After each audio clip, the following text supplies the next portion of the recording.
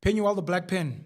So the Bela Bill was signed into law in September 2024, but still Ramaphosa has delayed the implementation of these two clauses to allow for further consultation after the DA, AfriForum, Solidarity, and other members of the Government of National Unity, the GNU, were saying, this is not it. This is not what we signed up for, and we don't agree to this, especially as a government in some kind of a coalition.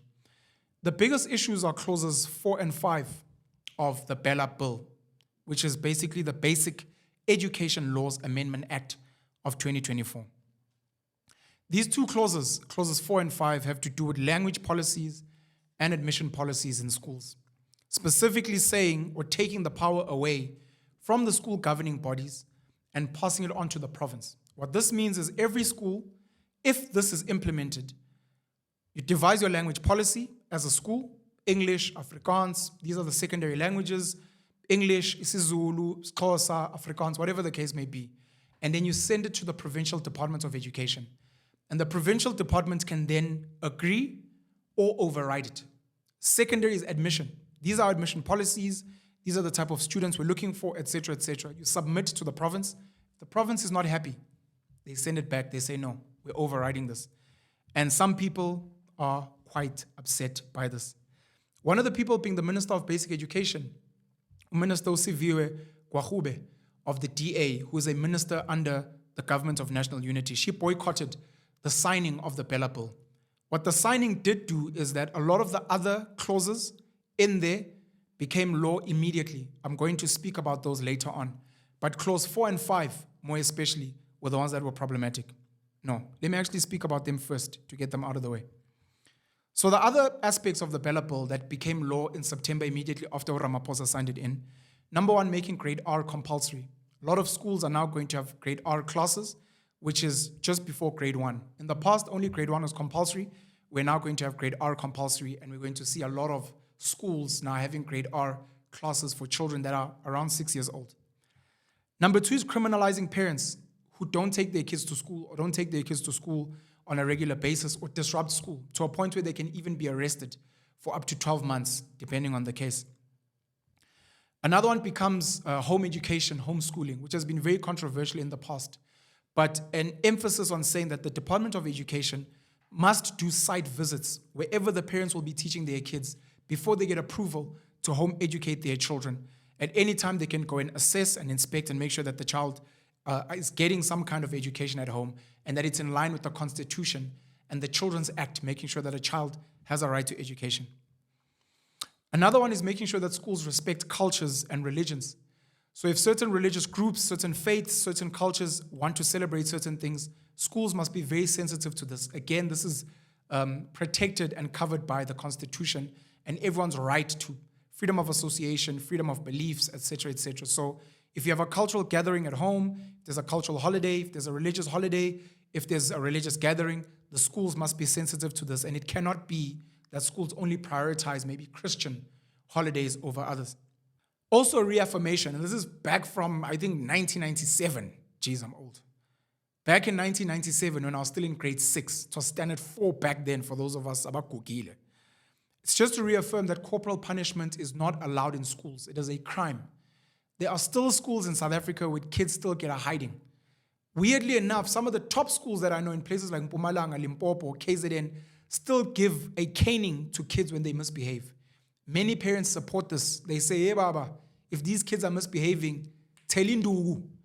But the reality is this is not allowed by the law, and it was just reaffirming in the Bela Bill that corporal punishment is not allowed in schools. Back to clause 4 and 5 that are problematic or deemed problematic. On the 5th of November, which was the same day America held their elections where Donald Trump ended up winning, approximately 10,000 protesters, mostly white Afrikaners, marched from the Voortrekker Monument in Pretoria to Freedom Park against specifically these two clauses, but in general saying they do not support this Bela Bill. So this Bela Bill protest was joined by people all the way from Oranje, members of AfriForum, leaders of the Democratic Alliance. I saw John Steenhuisen was there. He's currently the Minister of Agriculture under the GNU. Ministers and leaders from the Freedom Front Plus. I saw the Minister of Correctional Services and the leader of the Freedom Front Plus, Peter Groenewald, was there as well. Members of the Patriotic Alliance, of which Gayton McKenzie, the leader, who is currently the Minister of Sports, Arts and Culture, was there as well.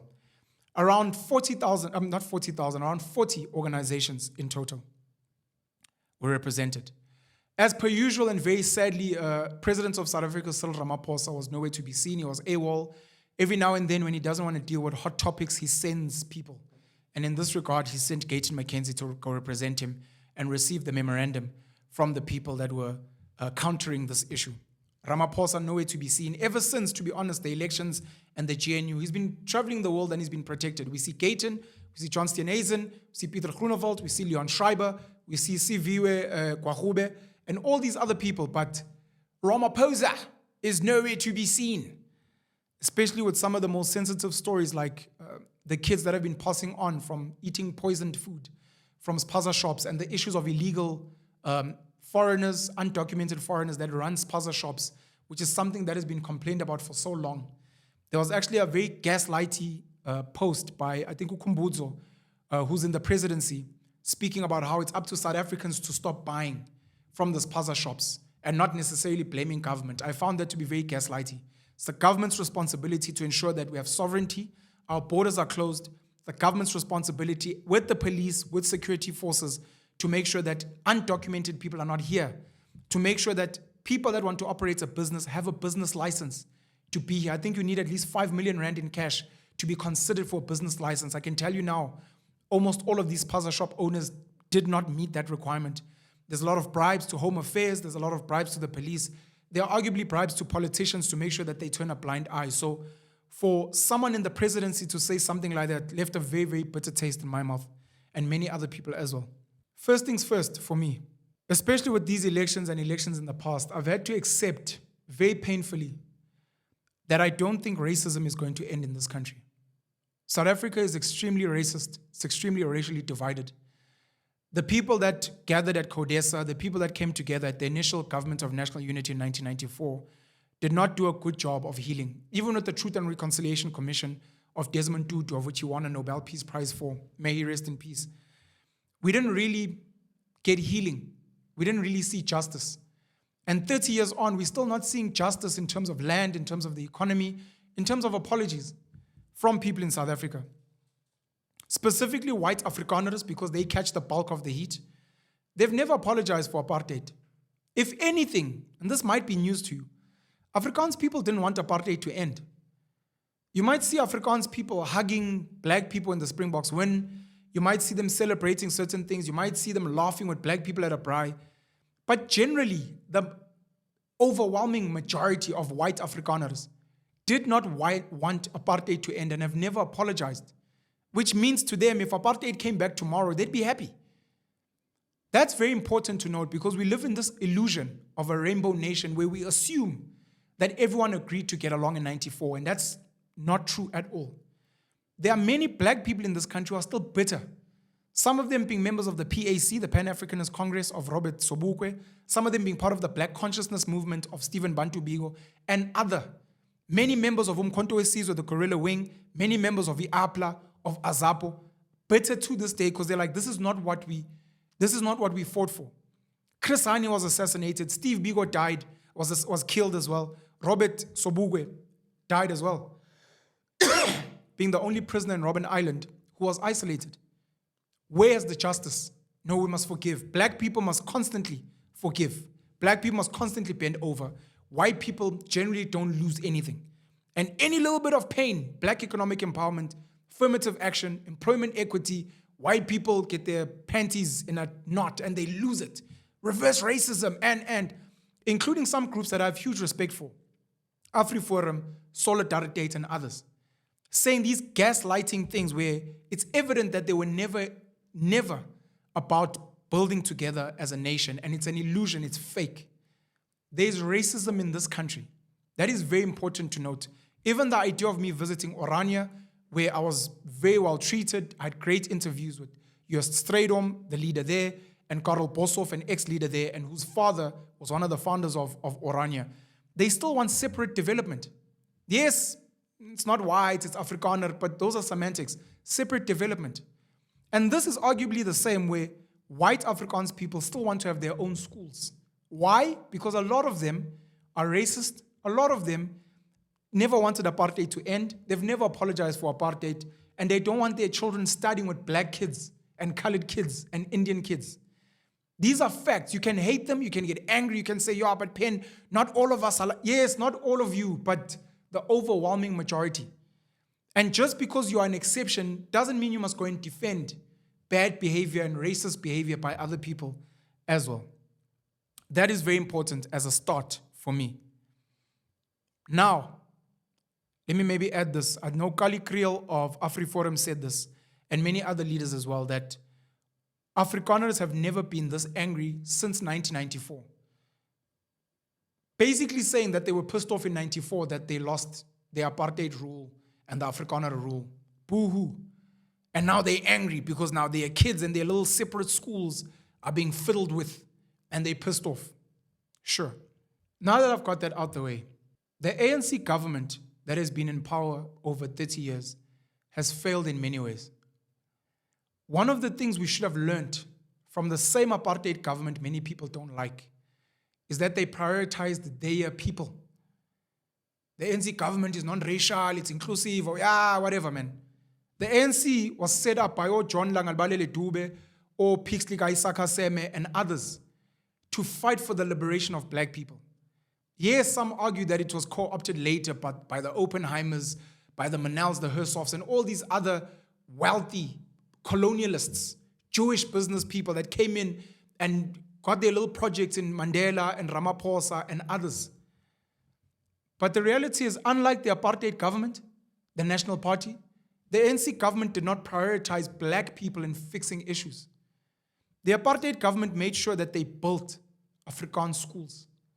Some of the greatest schools we have in the country today are thanks to the efforts that were started there. Schools like Afrikaans-speaking School in Pretoria, Afrikaans Macy's, Waterkloof, Garsfontein.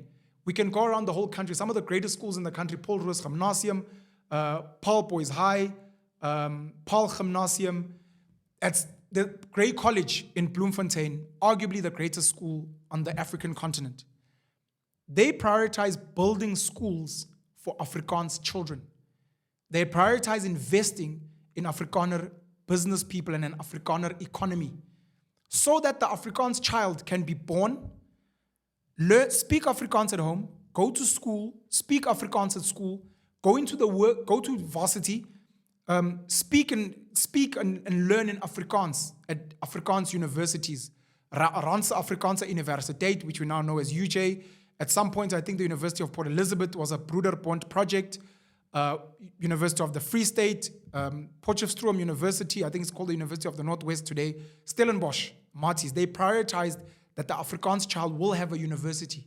And then after leaving university, the Afrikaans child can go into an economy where they only speak Afrikaans, but they can have a decent income and have a decent livelihood until they die.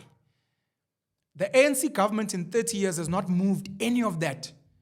There is no black economy to speak of. You've got BEE fat cats who send their kids to these lacquer white private schools, who are having a great time, who are friends with these white. They've never built black schools that teach in isiZulu, Xhosa, Sesotho, Setswana, Sepedi. Never. We don't have schools like that in this country. They did not prioritize their people. They do not build universities that teach in mother tongue. isiZulu, Xhosa, Swati, Ndebele, Chivenda. We don't have those. Most importantly, they have not built economies around indigenous languages, which is why we find ourselves here. Afrikaners built economies and they built schools, educational institutions, so that their children and their families are fine. The black ANC government, of which it has a lot of Xhosa people, a lot of Zulu people, a lot of Venda people, a lot of Pedi people, they have never done that for their people. The closest we've had to that, may he rest in peace, and this became some of his legacy, was the prioritization of Chief Mangosuthu Buthelezi, the previous leader of Inkatha Freedom Party, prioritizing that Zulu people got their land under Ingonyama Trust. It was a negotiation he had with the National Party. It was one of the things he forcefully negotiated at CODESA, prioritizing Zulu people, making sure they have 2.8 million hectares of land.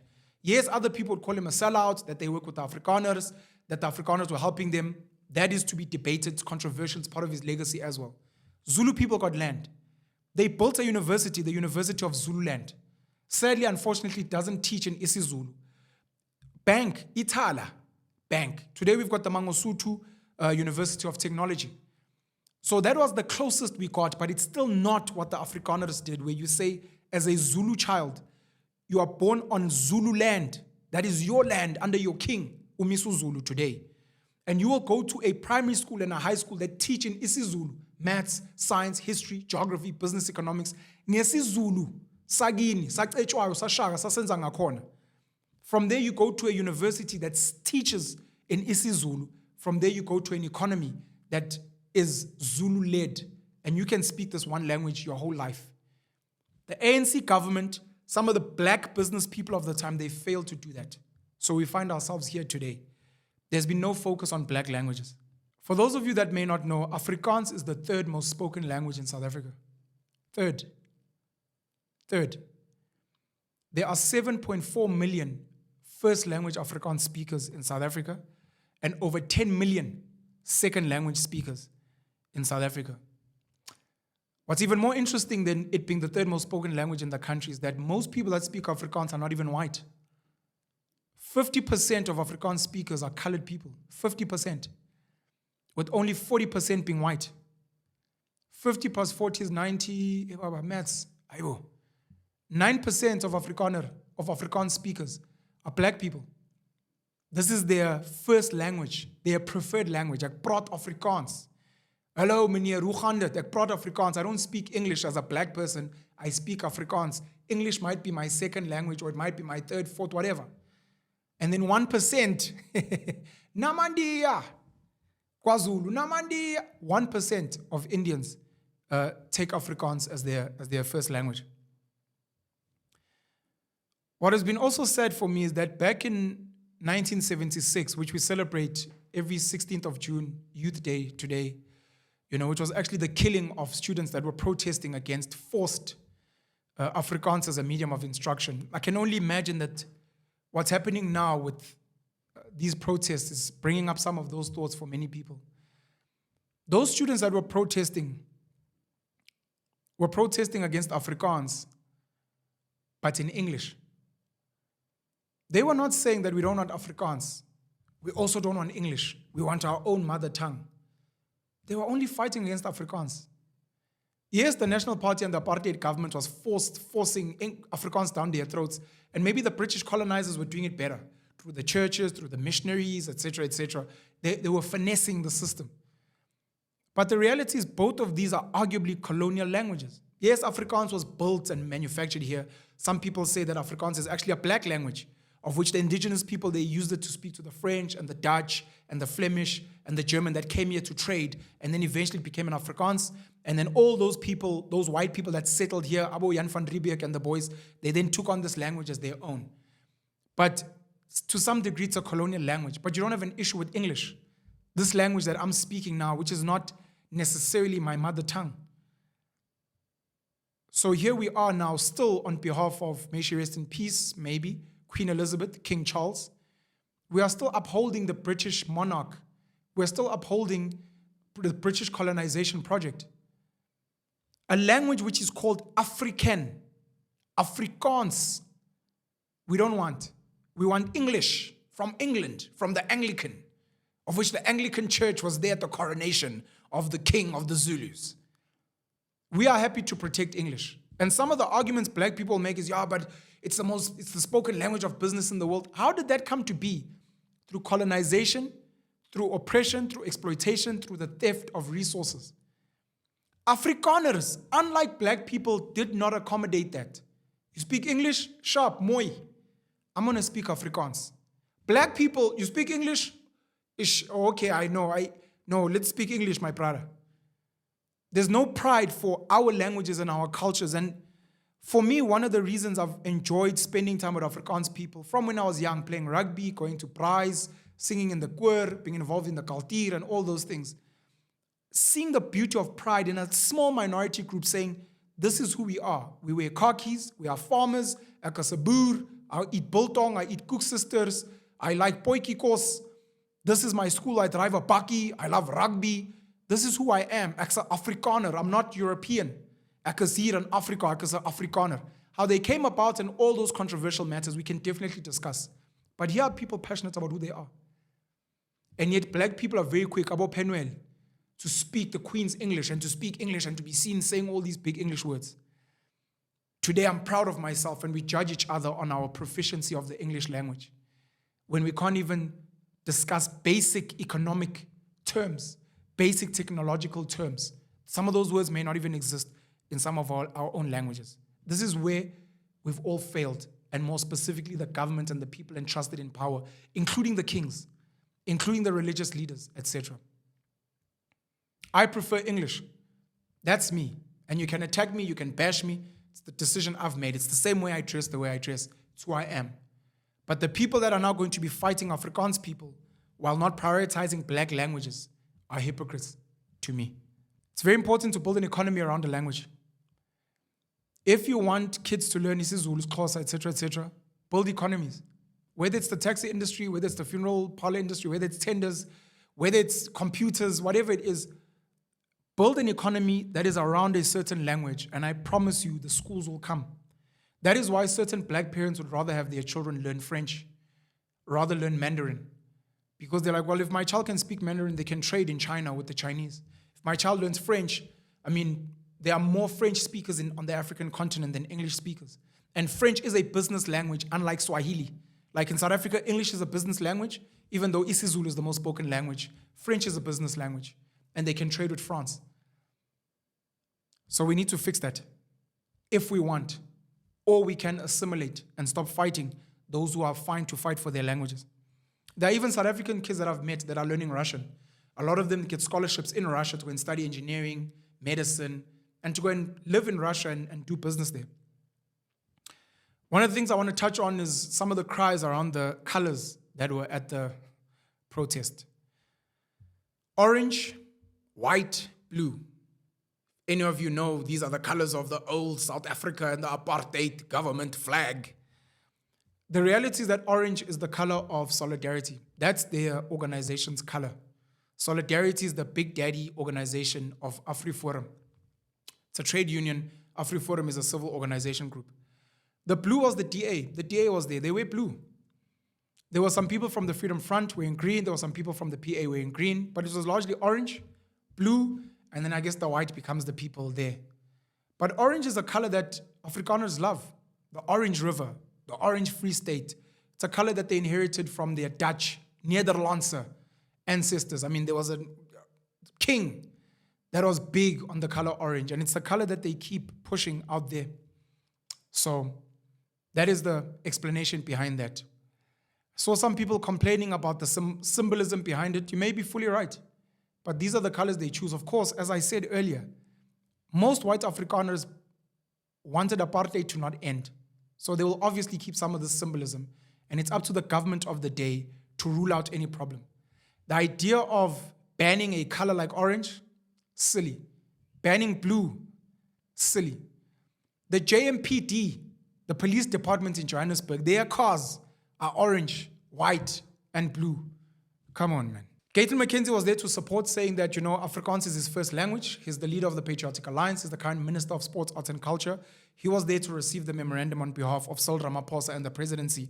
And he was there saying they will fight. He will fight as well to make sure that Afrikaans schools are protected.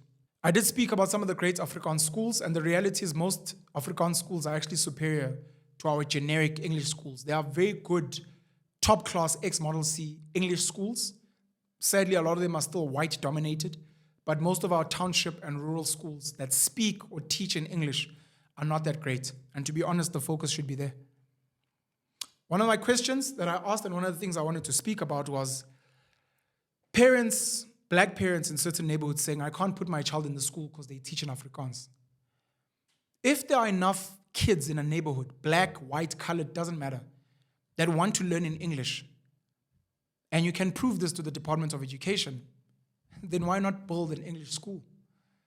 Because you may find that the Afrikaans school is full to capacity, so why would you want to force in there? If there are few of you, maybe you've got a school with 1,000 Afrikaans learners, and then there's a community of, let's say, 100 English learners.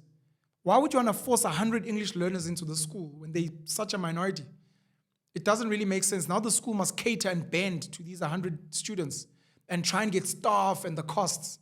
It doesn't really make sense. It's almost like having 20 Afrikaans, white Afrikaans people living in the township, and now at the Kasi school there, the school must now go get an Afrikaans teacher, must accommodate. No, go learn somewhere else. It's just more efficient. If you can prove that there are enough English-speaking learners in the area, then it's a matter of speaking to the school and speaking to the department, which I fully support, to say, does the school have capacity? Does it have extra classrooms? Can we build extra classrooms? Can we bring more teachers? Because one of the conversations we're not having is that in some of these schools, are there really a few learners? You find that there's an Afrikaans school, but there's 10 learners in a classroom. That's a misuse of resources, government resources that we pay for through our tax. So in a situation like that, we can say, no, some of these schools, there are so few Afrikaans students that they should either get their own little school or maybe the school must change. And that becomes a conversation. And a school like that, that's fighting for 10 Afrikaans students in a class with one teacher who's earning the same salary as another teacher, a black teacher, who's teaching 50 kids in a class. That's a misuse of resources. And that discussion must be held there. Panyaza Lesufi is having a great time. He's currently the Premier of Gauteng. He used to be the MEC of Education in Gauteng. Fighting against and being happy at white Afrikaners being angry and saying, we will make sure our ancestors and our forefathers are happy. The reality is that as MEC of Education, Panyaza Lesufi failed to build schools to a point where there would be years where there would be no capacity for kids to get schools. He would take government budget and money and give it to a private institution called Curo to say, please, can you take on some of these learners that we don't have capacity for? That is an admission of failure. Failing to build schools, failing to fix schools. Some kids still using pit toilets. Some kids still having to cross rivers in villages, learning under trees. And you want to focus on this minority of schools because it earns you political points. It touches on black people's emotions, and it doesn't fix anything in reality.